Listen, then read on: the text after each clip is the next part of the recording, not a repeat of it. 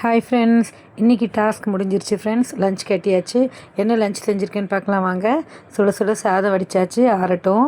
இது வந்து பழையது, தண்ணி விட்டு வச்சுருக்க ராத்திரி சாதத்தை. ஸோ தயிர் விட்டு கலந்துக்கலாம், கரைச்சா மாதிரி கஞ்சி மாதிரி.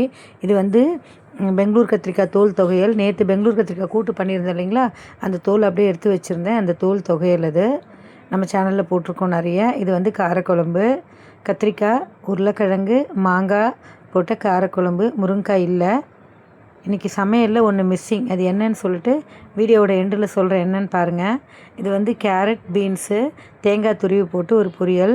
பாருங்கள், தங்கம் மாதிரி மின்றது பாருங்கள் கேரட்டும் அந்த பீன்ஸும். ஆக்சுவலாக பச்சை மிளகா, தேங்காய், சீரகத்தை அரைச்சி போடுங்க, சூப்பராக இருக்கும். தயிர். இது வந்து குருமா. காத்தால டிஃபனுக்கு வந்து குருமா தான் பண்ணியிருந்தேன். ஸோ டிஃபன் என்ன அப்படின்னு பார்த்தீங்கன்னா சப்பாத்தி.